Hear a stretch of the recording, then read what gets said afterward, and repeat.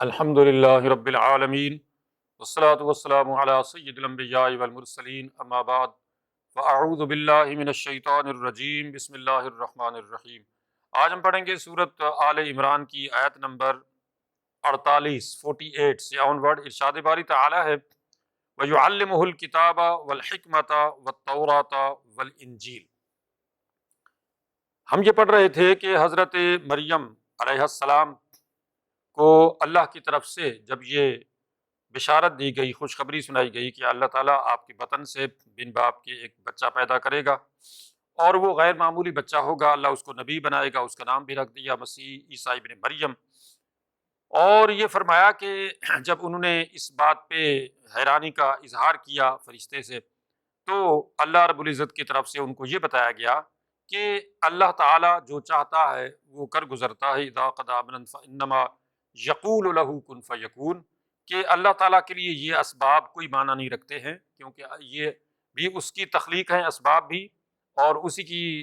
Permission سے یہ اسباب کام کرتے ہیں۔ تو سارا جو اصل معاملہ ہے وہ اللہ کے حکم کا ہے، کہ اللہ تعالیٰ کی طرف سے حکم ہوتا ہے تو سارے اسباب کام کرتے ہیں اور سارے کام ہوتے ہیں، ادروائز اللہ کی پرمیشن یا حکم یا اذن کے بغیر کوئی کام نہیں ہوتا ہے۔ اور پھر یہ کہ وہ جو بچہ پیدا ہوگا آپ کی بطن سے وہ غیر معمولی ہوگا، وہ نبی ہوگا، اور مزید یہ کہ وَيُعَلِّمُهُ الْكِتَابَ وَالْحِكْمَةَ وَالتَّوْرَاةَ وَالْإِنْجِيلَ۔ اللہ رب العزت اس کو جو ہے وہ کتاب سکھائے گا اور وہ کتاب و حکمت کی تعلیم دے گا،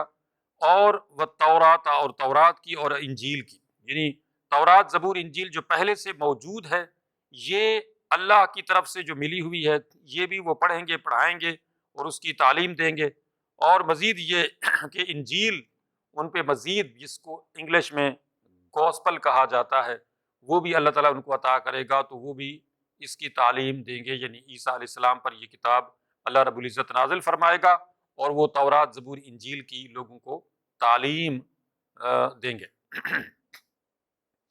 اور مزید یہ کہ وَرَسُولًا إِلَىٰ بَنِي إِسْرَائِيل، اللہ رب العزت عیسیٰ ابن مریم کو جو ہے وہ بنی اسرائیل کی طرف رسول بنا کر بھیجیں گے۔ انی قد جئتکم بآیۃ من ربکم انی اخلق لکم من الطین کہیئۃ الطیر فانفخ فیہ فیکون طیرا باذن اللہ۔ اب یہاں سے اللہ رب العزت کی طرف سے جب یہ یعنی تعلیم ان کو ملے گی تو وہ اپنے لوگوں کو یہ تعلیم دیں گے، یعنی عیسیٰ علیہ السلام نے یہ فرمایا کہ انی قد جئتکم بآیۃ من ربکم، عیسیٰ علیہ السلام نے یہ فرمایا کہ میں تمہارے پاس تمہارے رب کی طرف سے ایک نشانی لے کے آیا ہوں، اور وہ نشانی یہ ہے کہ انی اخلق لکم من الطین کہیئۃ الطیر فانفخ فیہ فیکون طیرا باذن اللہ۔ ہر نبی کو اللہ رب العزت نے بطور نشانی کے یا نشانیوں کے معجزات عطا فرمائے ہیں، موسیٰ علیہ السلام ہوں یا ابراہیم علیہ السلام ہوں یا عیسیٰ علیہ السلام ہوں یا ہمارے نبی محمد مصطفیٰ صلی اللہ علیہ وسلم ہوں، سب انبیاء علیہ السلام کو اللہ نے نشانیاں معجزات عطا فرمائے ہیں جو ان کی نبوت کی دلیل ہیں۔ چنانچہ ہمارے نبی کریم صلی اللہ علیہ وسلم نے بہت سارے معجزات دکھائے، اور چنانچہ حدیث کی کتابوں کے اندر ان کا ذکر موجود ہے۔ امام بہق نے ایک کتاب لکھی ہے جس کا نام ہے دلائل النبوہ، وہ پوری کتاب جو ہے وہ نبی کریم صلی اللہ علیہ وسلم کے معجزات پر مشتمل ہے۔ تو دلائل النبوہ کا مطلب کیا ہے؟ نبوت کے دلائل، دلیلیں۔ تو یہ اصل میں معجزات نبوت کی دلیل ہوتے ہیں، سند ہوتے ہیں۔ جیسے ایک ڈاکٹر، انجینئر، پروفیسر یا کوئی بھی کامیاب انسان جو ہے وہ اپنی سند ساتھ رکھتا ہے، کہ وہ اس کی سند ہوتی ہے، ثبوت ہوتا ہے کہ اس نے یہ ایگزام پاس کیا ہوا ہے۔ اللہ رب العزت کی طرف سے یہ معجزات انبیاء علیہ السلام کو بطور سند کے، نشانی کے ملتے ہیں، کہ یہ اپنی طرف سے یہ ساری باتیں نہیں کہہ رہے، بلکہ اللہ کی طرف سے ان کو پاور ملی ہوئی ہے، پرمیشن ملی ہوئی ہے، طاقت ملی ہوئی ہے، اذن ملا ہوا ہے، اور اسی پرمیشن سے پھر وہ انبیاء علیہ السلام وہ معجزات دکھاتے ہیں تاکہ لوگ یقین کریں کہ یہ واقعتاً اللہ کے نبی ہیں۔ چنانچہ عیسیٰ علیہ السلام جس زمانے میں آئے تھے اس وقت جو ہے وہ یہ طب یعنی میڈیکل جو سائنس ہے یہ کافی عروج پر تھی، تو اب اس کے یعنی سند کے طور پہ اسی کو ہی پیش کیا گیا، یعنی عیسیٰ علیہ السلام جو ہے وہ بیماروں کو شفا دیا کرتے تھے، اور اسی طرح سے مردوں کو زندہ کرنا، اور مادرزاد اندھے کو جو ہے وہ ٹھیک کرنا، آنکھیں یعنی ان کو دے دینا، اور ان کو یعنی ایک بلائنڈ آدمی کو جو ہے بینا کر دینا. تو یہ ساری چیزیں جو ہیں بطور دلیل کے تھیں ان کے لیے، یعنی لوگوں کے لیے کہ یہ لے کے آئے تھے. چنانچہ فرمایا کہ انی قد جئتکم بآیۃ من ربکم، میں تمہارے رب کی طرف سے نشانی لے کے آیا ہوں، اور وہ یہ ہے کہ انی اخلق لکم من الطین کہیئۃ الطیر، کہ میں ایک مجسمہ بناتا ہوں مٹی سے پرندے کا، اور پھر یہ ہے کہ فانفخ فیہ،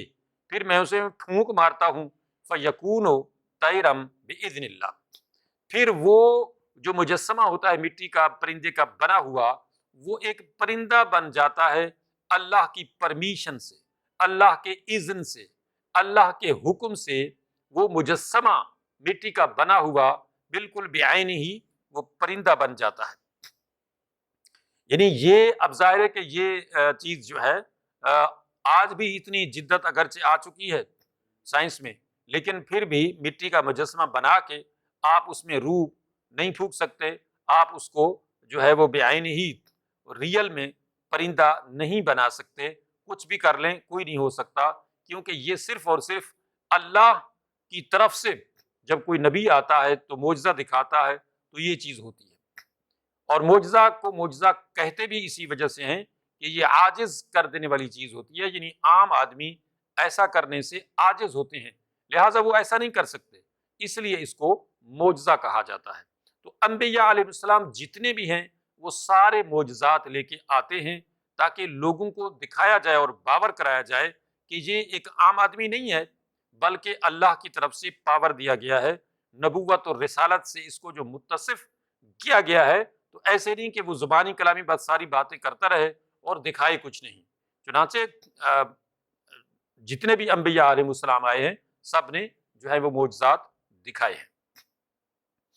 تو اس طرح سے حضرت عیسیٰ علیہ السلام نے بھی یہ چیز دکھائی. اور پھر یہ کہ وَأُبْرِئُ الْأَكْمَحَ وَالْأَبْرَصَ وَأُحْيِي الْمَوْتَى بِإِذْنِ اللہ. عیسیٰ علیہ السلام نے فرمایا کہ میں جو ہے وہ مادرزاد اندھے کو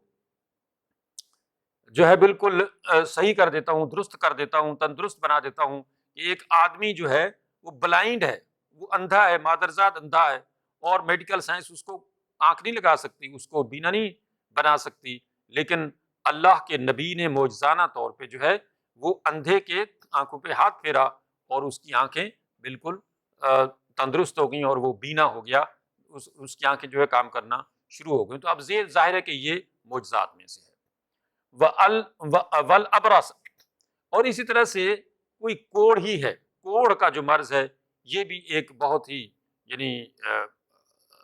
بڑی سخت مرض ہے. تو حضرت عیسیٰ علیہ السلام جو ہے کوڑی کے اوپر بھی ہاتھ پھیرتے تھے اس کے سر پہ تو وہ بالکل تندرست ہو جاتا تھا، اس کا کوڑ کا جو مرض ہے وہ ختم ہو جاتا تھا. آج کے دور میں بھی یہ بہت ہی یعنی بہت خطرناک مرض ہے، اگرچہ سائنس میں اتنی جدت آ چکی ہے. وَأُحْيِي الْمَوْتَى بِإِذْنِ اللہ. اور مزید برآں یہ کہ عیسیٰ علیہ السلام نے فرمایا کہ دیکھو میں اللہ کے اذن سے، اللہ کی پرمیشن سے، اللہ کی گرانٹ سے میں مردے کو زندہ کر دیتا ہوں. تو اس طرح سے یہ ظاہر ہے کہ یہ ساری چیزیں جو ہیں معجزات میں سے ہیں، اور عام آدمی کے بس میں ایسا ممکن نہیں ہے. وَأُنَبِّئُكُم بِمَا تَأْكُلُونَ وَمَا تَدَّخِرُونَ فِي بُيُوتِكُم. اور مزید برآں یہ کہ میں تمہیں وہ باتیں بھی بتاتا ہوں کہ جو کچھ تم کھاتے ہو گھروں میں، اور جو کچھ تم گھروں میں ذخیرہ کرتے ہو، چھوڑ کے آتے ہو. حالانکہ تم اپنے گھروں میں جو کچھ کھا رہے ہوتے مجھے نہیں پتا ہوتا ہے کہ تم گھروں میں کیا کھا رہے ہو کیا ذخیرہ کر رہے ہو، گھر میں تمہارے کیا ہو رہا ہے کیا نہیں ہو رہا ہے. ظاہر ہے وہاں پہ کون دیکھ سکتا ہے، کون سا کیمرہ لگا تھا. تو یہ غیب کی خبریں ہیں، اور اسی طرح سے غیب کی خبریں جو ہیں اللہ تعالیٰ اپنے انبیاء علیہ السلام کو عطا فرماتا ہے، اور یہ بھی ان کی یعنی نبوت کی ایک دلیل ہوتی ہے. تو اس طرح سے عیسیٰ علیہ السلام نے فرمایا کہ میں تمہیں اس طرح کی غیب کی خبریں دیتا ہوں کہ تم چھپ کے ایک کام کر رہے ہوتے ہو، لیکن میں تمہیں وہ بتا دیتا ہوں کہ تم نے کیا کیا ہے۔ ان فی ذالک لآیۃ لکم ان کنتم مؤمنین، اگر تم مومن ہو، اگر تم مسلمان ہو، یعنی اگر تم ایمان لاؤ تو یہ نشانی ہے تمہارے لیے، یہ نشانی ہے بطور میرے پرفیکٹ نبی ہونے کی، میرے نبی، میرے سچے نبی ہونے کی، میرے اللہ کی طرف سے بھیجے گئے میسنجر ہونے کی یہ دلیلیں ہیں، یہ نشانیاں ہیں تمہارے یقین کے لیے۔ اتنا کافی ہے کہ میں تمہارے لیے وہ کام کر رہا ہوں جو تم میں سے کسی بھی انسان کے بس کی بات نہیں ہے، یعنی اتنے بڑے بڑے معجزات جو ہے میں تمہیں دکھا رہا ہوں جو اس بات کی دلیل ہیں کہ مجھے یقیناً اس رب نے بھیجا ہے جس نے اس ساری کائنات کو تخلیق کیا ہے۔ وَمُصَدِّقًا لِمَا بَيْنَ يَدَيَّ مِنَ التَّوْرَاةِ وَلِأُحِلَّ لَكُمْ بَعْدَ الَّذِي حُرِّمَ عَلَيْكُمْ وَجِئْتُكُمْ بِآيَةٍ مِّن رَّبِّكُمْ فَاتَّقُوا اللَّهَ وَأَطِيعُونِ۔ اور مزید برآں یہ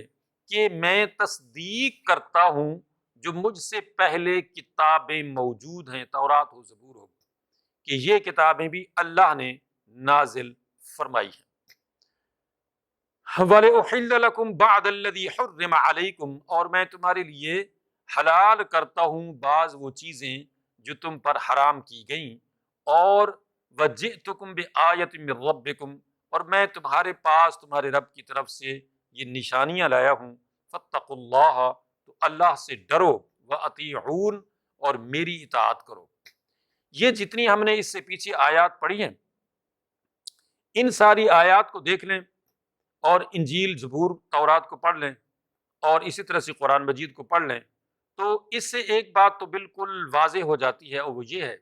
کہ حضرت آدم علیہ السلام سے لے کر آخری نبی محمد صلی اللہ علیہ وسلم تک جتنے بھی انبیاء علیہ السلام آئے ہیں، ان کا طریق تبلیغ یا ان کا جو مشن تھا وہ ایک ہی تھا، کوئی ڈفرینٹ مشن نہیں تھا کسی نبی کا بھی۔ عیسیٰ علیہ السلام ہو، موسیٰ علیہ السلام ہو، ابراہیم علیہ السلام ہو، آدم علیہ السلام، نوح علیہ السلام، اور آخری نبی محمد صلی اللہ علیہ وسلم، سب کا ایک ہی مشن، اور وہ کیا کہ تم سب کا خالق، رب، رازق اللہ ہے، اور یہ کہ اس کے سوا کسی کی عبادت نہیں کرنی ہے، اور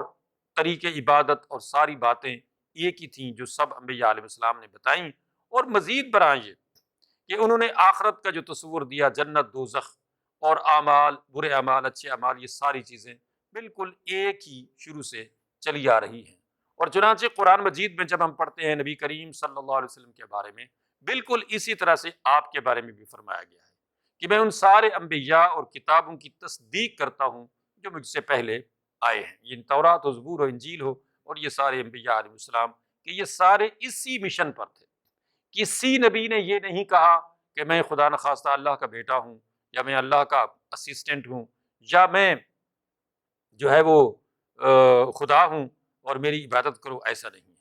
چنانچہ اگلی جو ہم آیت پڑھیں گے 51، اس میں حضرت عیسیٰ علیہ السلام نے فرمایا کہ ان اللہ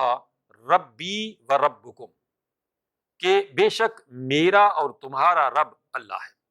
بعین ہی، آج ہی اگر آپ تورات، زبور، انجیل پڑھیں تو اس میں سارے انبیاء علیہ السلام اور خصوصاً انجیل برنباس میں حضرت عیسیٰ علیہ السلام کے حوالے سے بعین ہی یہی آیتیں موجود ہیں۔ موسیٰ علیہ السلام کے حوالے سے لے لیں تو ان کی طرف سے بھی اسی طرح سے تورات، زبور میں،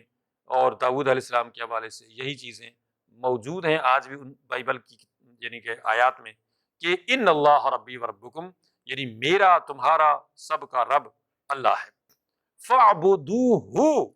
تو اس کی عبادت کرو۔ ھذا صراط مستقیم، یہی ہے سیدھا راستہ۔ یہ آیت بالکل اسی طرح سے انجیل میں، اسی طرح سے تورات میں، زبور میں، اور سارے انبیاء علیہ السلام کے صحائف میں، ان کی تعلیمات میں ملتی ہے کہ سب انبیاء علیہ السلام نے یہی حکم دیا کہ ان اللہ ربی و ربکم فاعبدوہ، میرا، تمہارا، سب کا رب ایک ہی ہے، اور وہ اللہ ہے، اس کے سوا کوئی رب نہیں ہے۔ چنانچہ آج اگر عیسیٰ علیہ السلام کے بارے میں جو اتنے بڑے یعنی لوگ جو ہیں عیسائی، وہ ان کے ابن اللہ ہونے اور ان کے خدا ہونے کے دعوے دار ہیں یا کلیم کرتے ہیں، تو یہ ان کے پاس کوئی کسی قسم کی سند نہیں ہے، کوئی دلیل نہیں ہے، کوئی آیت نہیں ہے ایسی کہ جس سے وہ یہ ثابت کر سکیں کہ نعوذ باللہ عیسیٰ علیہ السلام نے یہ کہا ہو کہ میں ابن اللہ ہوں، خدا کا بیٹا ہوں، میں خدا ہوں، میری عبادت کرو یا میری ماں کی عبادت کرو۔ ایسا کچھ نہیں ہے، اس لیے کہ ان سب نے بعین ہی وہی کچھ کہا جو گزشتہ جتنے بھی انبیاء علیہ السلام آئے، سب نے یہی کہا کہ میرا تمہارا سب کا رب اکیلا اللہ ہے، وہی خالق ہے سب کا، وہی رازق ہے سب کا، اس کے سوا کوئی خدا نہیں ہے، ہم سب اس کے بندے ہیں، اس کی مخلوق ہیں۔ چنانچہ جتنے بھی انبیاء علیہ السلام آئے ہیں، سب نے عبد اور رسول، یعنی اپنے آپ کو اللہ کا بندہ اور اللہ کا رسول کہا ہے۔ چنانچہ یہ بنی اسرائیل جو ہم کہتے ہیں، اسرائیل، اس کا مطلب ہے اللہ کا بندہ، یعنی عبداللہ، اور یہ حضرت یعقوب علیہ السلام کا نام ہے، اور یہ اسرائیلی زبان کا جو ہے وہ لفظ ہے، یعنی عبرانی زبان کا، ٹھیک ہے۔ تو اس زبان میں اسرائیل جو ان کا نام تھا حضرت یعقوب علیہ السلام کا، اس کا بعین ہی وہی مطلب بنتا ہے جو عربی میں عبداللہ یعنی اللہ کا بندہ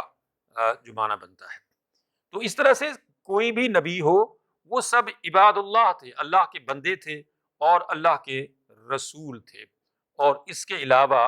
انہوں نے کبھی یہ نہیں کہا کہ ہم اللہ کے بیٹے ہیں یا ہم خدا ہیں یا ہماری عبادت کرو یا ہمارے سامنے جھکو۔ ایسا کسی ایک نبی نے بھی دعویٰ نہیں کیا، اور یہ ثبوت صرف قرآن مجید میں نہیں بلکہ پوری بائبل کو کھنگال لیں تو اس میں بھی یہی کچھ ملتا ہے۔ فلما احس عیسیٰ منہم الکفر قال من انصاری الی اللہ قال الحواریون نحن انصار اللہ۔ پھر جب عیسیٰ علیہ السلام نے یہ محسوس کیا، یعنی اپنے حواریوں سے، اپنے لوگوں سے، کہ کفر محسوس کیا، انہوں نے دیکھا کہ یہ لوگ کفر کی طرف جا رہے ہیں، تو آپ نے فرمایا کہ من انصاری الی اللہ، یعنی اللہ کے دین کے معاملے میں میری کون مدد کرے گا۔ قال الحواریون، تو حواریوں نے کہا، یہ جو آپ کے فالوورز تھے ان کو حواری کہا جاتا تھا، اور حواری کے بارے میں مختلف جو یعنی روایتیں ملتی ہیں وہ یہ کہ جی اکثر لوگ جو ہیں دھوبیوں کا کام کرتے تھے، غریب غربا لوگ ہی تھے بہرحال، تو ان لوگوں کو حواری کہا جاتا تھا۔ آپ کے بہرحال فالوور جو تھے وہ حواری کہلاتے تھے۔ تو ان حواریوں نے یہ کہا کہ نحن انصار اللہ، کہ ہم ہیں اللہ کے دین کے مددگار، یعنی ہم جو ہے اللہ کے دین کے لیے کام کریں گے، ہم آپ پر ایمان لائے ہیں، آمنا باللہ، ہم اللہ پر ایمان لائے ہیں، وشہد بأننا مسلمون، آپ گواہ ہو جائیے کہ ہم مسلمان ہیں۔ یعنی یہ آیت ہم قرآن میں پڑھ رہے ہیں، بالکل بعین ہی اسی طرح سے آپ کو انجیل کے اندر بھی ایسی ہی آیات ملیں گی۔ تو انجیل کے اندر بھی اسی طرح کی آیات ملیں گی کہ جن میں عیسیٰ علیہ السلام جب اپنے حواریوں سے کہتے ہیں کہ من انصاری الی اللہ، کہ اللہ کے دین کے معاملے میں میری کون مدد کرے گا، تو ان حواریوں نے یہی کہا کہ نحن انصار اللہ، ہم ہیں اللہ کے دین کے معاون اور مددگار، ہم اللہ کے دین کے لیے کام کریں گے، یعنی اس کی تبلیغ اور ترویج کے لیے ہم حاضر ہیں۔ اور انہوں نے صرف یہی نہیں کہا بلکہ آمنا باللہ، انہوں نے یہ کہا کہ ہم اللہ پر ایمان لائے ہیں، اور وشہد بأننا مسلمون، آپ گواہ ہو جائیے کہ ہم مسلمان ہیں۔ تو اس کا مطلب یہ ہے کہ جتنے بھی انبیاء علیہ السلام آئے ہیں وہ سارے کے سارے مسلمان تھے، ان کے فالوورز بھی مسلمان تھے۔ آج جیسے میں نے کل اس سے پہلے بتایا تھا پچھلے لیکچر میں، درس میں، کہ آج کے جو یہ ہمارے عیسائی دوست ہیں، خاص کر یورپ اور امریکہ کے، یہ قرآن کو کہتے ہیں کہ قرآن کے بارے میں کہتے ہیں کہ جس عیسیٰ کا تمہارے قرآن میں ذکر ہے یہ تو وہ ہے ہی نہیں جیسس، اور اس طرح سے جو بھی واقعات موجود ہیں قرآن مجید میں، یہ ان کو ماننے کے لیے تیار نہیں ہے۔ اس کی بیسک وجہ یہ ہے کہ ان کو اصل میں پتہ ہی نہیں ہے دین کی تاریخ کا، کہ جو دین حضرت آدم علیہ السلام سے، ابراہیم علیہ السلام سے، یا نوح علیہ السلام سے، یا موسیٰ عیسیٰ علیہ السلام سے آ رہا ہے، ان کو اس کی تاریخ کا ہی نہیں پتہ ہے، جس وجہ سے یہ اس طرح کی باتیں کر گزرتے ہیں۔ اصل وجہ یہ ہے کہ مختلف زبانوں کے اندر جب اللہ کی ان کتابوں کو، تورات کو، زبور کو، انجیل کو ٹرانسلیٹ کیا گیا اور وہاں پہ نام بھی جو ہے وہ ٹرانسلیٹ کر دیے گئے، تو اس سے پھر بہت سارے مسائل پیدا ہوئے، اور مزید بڑا یہ کہ تعصب کی وجہ سے بھی انہوں نے اس کو مٹانے کی، مسخ کرنے کی کوشش کی۔ اگر عبرانی زبان میں یا سریانی زبان میں یا ارامک جتنی زبانیں تھیں جن کے اندر اصل نسخے بائبل کے، یعنی تورات اور زبور اور انجیل کے، بائبل بھی ان لوگوں نے نام رکھا ہے، اصل میں بائبل اس کا نام نہیں ہے، انہوں نے یعنی تورات، زبور، انجیل تینوں کتابوں کو ملا کے ایک کتاب پرنٹ کر دی اور اس کا نام رکھ دیا بائبل۔ یہ ان کا خود فیبریکیٹڈ نام ہے، ورنہ یہ بائبل کوئی نام نہیں ہے تورات، زبور، انجیل کا، یہ ارائمک نام نہیں ہے، یہ سریانی زبان، عبرانی زبان میں کوئی بائبل نام کی چیز نہیں ہے، کوئی جیزس نہیں ہے، کوئی جیزس کرائسٹ نہیں ہے، میری نہیں ہے، یہ کچھ نہیں ہے، یہ خود انہوں نے جب ٹرانسلیٹ کیا تو اس کے اندر ہی انہوں نے یہ سارا جناب یعقوب کو جیکب بنا دیا، اور اسی طرح سے مختلف نام جو ہیں وہ اپنے زبانوں میں انہوں نے وہ کر لیے، جس طرح یحییٰ علیہ السلام کو جون بنا دیا۔ تو اس طرح نام کو اگر جیسے آج ہم جو انڈیا پاکستان کے مسلمان ہیں، ہم محمد ہی کہتے ہیں سب صلی اللہ علیہ وسلم، ہم اپنے نام کے ساتھ جب محمد لکھتے ہیں تو محمد ہی لکھتے ہیں، جو عربی میں جس طرح محمد لکھا جاتا ہے اسی طرح ہم انگلش میں یا اردو میں یا فارسی میں یا ہندی میں یا جس زبان میں بھی محمد لکھتے ہیں۔ تو محمد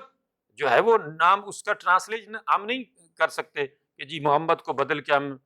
پریزڈ اس کا انگلش میں نام کر دیں، یا اس طرح سے جو ہے وہ اردو میں ہم تعریف کیا گیا جو ہے وہ کر دیں، تو اس طرح ہم نہیں کر سکتے اس کو چینج۔ نام جو ہے وہ چینج نہیں ہوتا، نام وہی رہتا ہے جو ہوتا ہے، چاہے وہ کسی بھی زبان کا ہو۔ جیسے ابراہیم علیہ السلام، ابراہیم، اب یہ ابراہیم علیہ السلام کی زبان میں جو بھی زبان تھی یہ اس وقت کی زبان کا نام ہے، یہ عربی کا لفظ نہیں ہے۔ موسیٰ علیہ السلام، یہ موسیٰ عربی کا لفظ نہیں ہے، عیسیٰ عربی کا لفظ نہیں ہے، اس وقت کی زبان کا لفظ ہے، جو اس وقت یعنی زبان تھی، ارامک جو بھی زبانیں تھیں، عبرانی، سریانی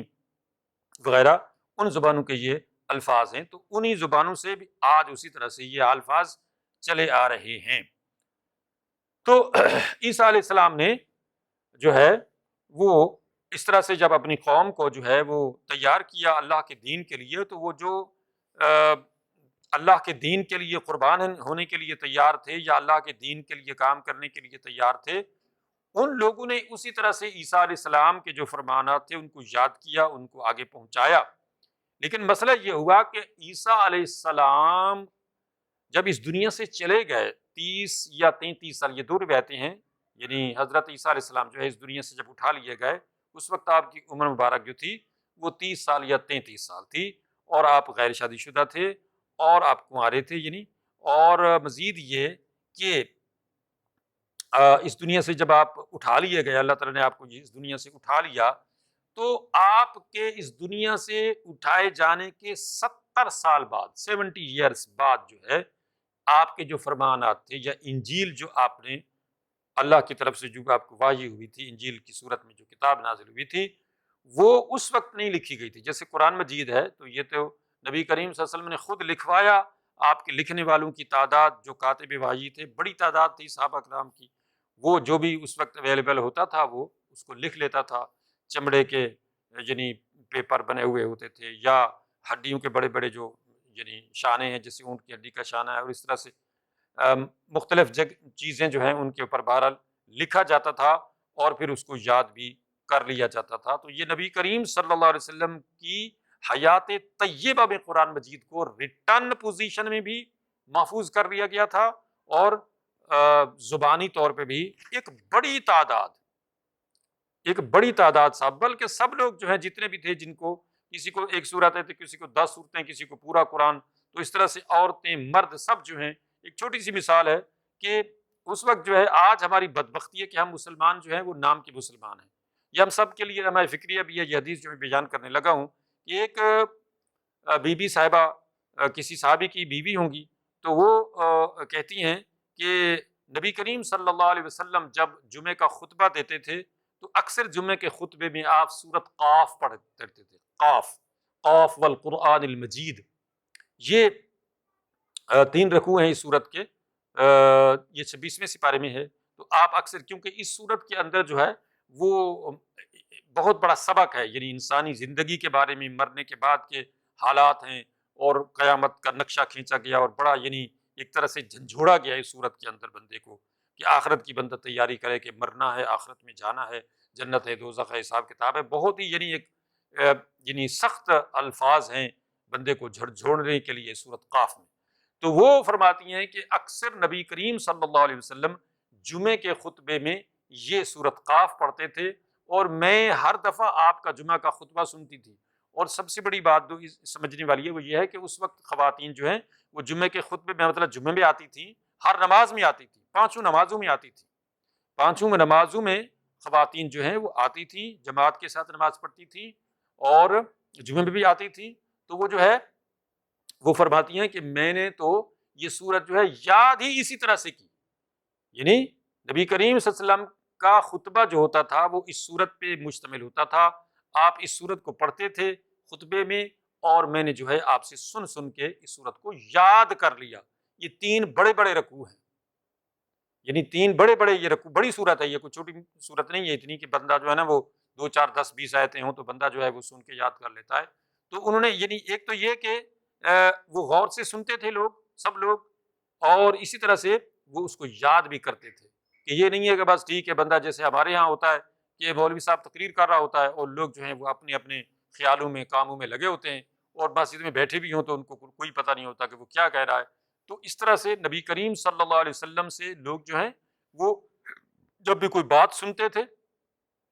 حدیث کی صورت میں یا قرآن کی صورت میں، تو وہ اس کو یاد کرتے تھے،